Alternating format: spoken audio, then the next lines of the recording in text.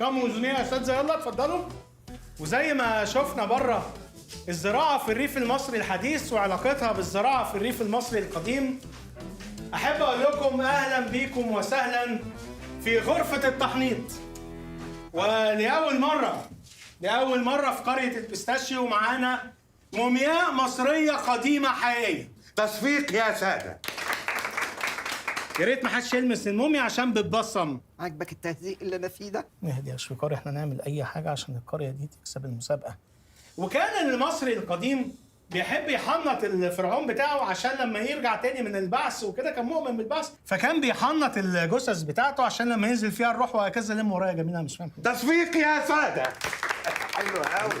الموميا دي بقى على كده من الأسرة الكام؟ دي من الأسرة بتاعتي أنا، دي تبقى اللي حماتي. بتاعتك الله، ما انت كنت ماشي كويس. دي تبقى الملكة شوشو كار، او بمعنى ادق شيوي كار. الملكة دي من الأسرة ال 18/6/2036. ملكة؟ بالرغم إن ملامحها بتقول إن هي جارية. والله ملكة بس لسه خارجة من حادثة.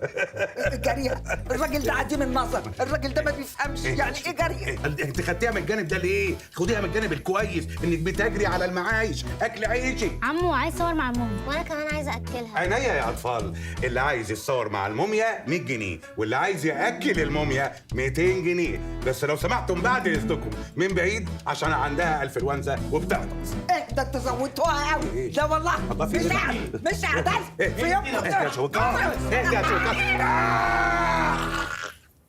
يا بنتي العضاضة. يا شويكار لو سمحتي، ده شغلنا. قلت لك دي أملط من جوزها، ما صدقتنيش. وده كان جزء من التمثيليه اللي بنعملها هنا.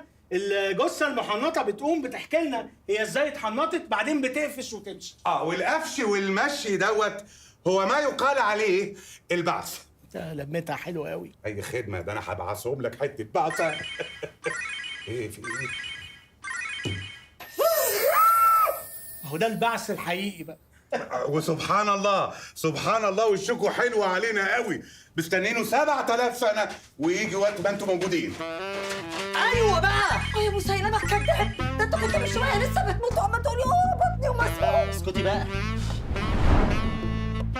اهلا يا لعيبه، بكره الصبح تتجمعوا في ميدان مصطفى كامل. يلا بينا.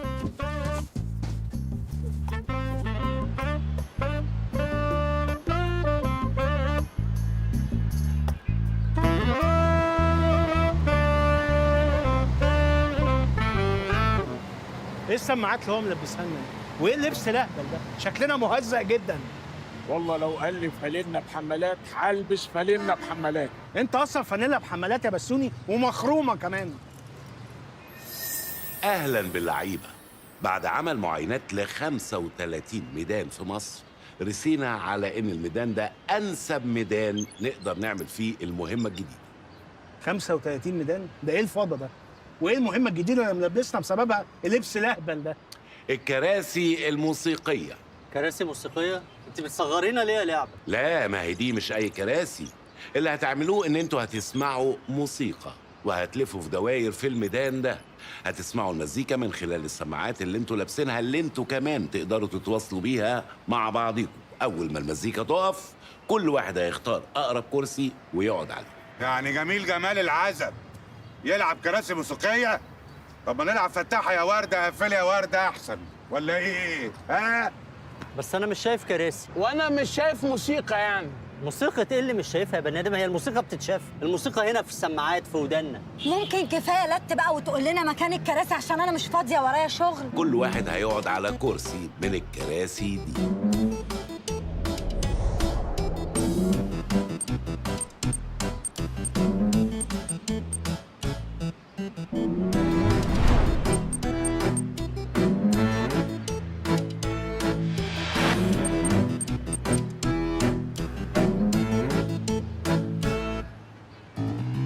في 9 كراسي وانتوا عددكوا 10. ده معناه ايه؟ معناه ان انتوا نسيتوا كرسي. مفهومه قوي. يلا بينا يا حب على ما يجيبوا الكرسي العاشر. استني يا قلبه بس، ايه العبط ده؟ ما تلعبي بقى مع فريق اللهبل التاني ده بالغباء اللي انت فيه. هي اللعبه كده ما لعبتهاش وانت صغيره، دايما في كرسي ناقص.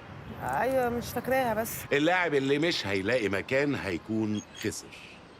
وكل لفة هيتشال منها كرسي لغاية اما يفضل كرسي واحد بس. اللي هيلحق ويقعد على الكرسي ده هيبقى هو اللي كسب. وجايزة المهمة دي 750,000 جنيه. 750,000 جنيه. حلو يا عم. أول ما المزيكا تشتغل كله هيلف حوالين الكراسي في اتجاه واحد وبدون لكاعة. أول ما المزيكا تبطل كل واحد هيختار أقرب كرسي ليه ويقعد عليه، ومحدش يتحرك خالص من على الكرسي إلا لما المزيكا تشتغل مرة تانية. مفهوم؟ سامعين؟ بقول لكم ايه، انا واحده ست كبيره، لو حد فيكم زقني ولا عمل اي حاجه انا همسك فيه واصوت واقول حرامي. انت بتجيب سيره الهاتش والقهر. مش وقته يا جميل، يلا يا جماعه بقى، يلا يا شويكار، مش وقته، يلا.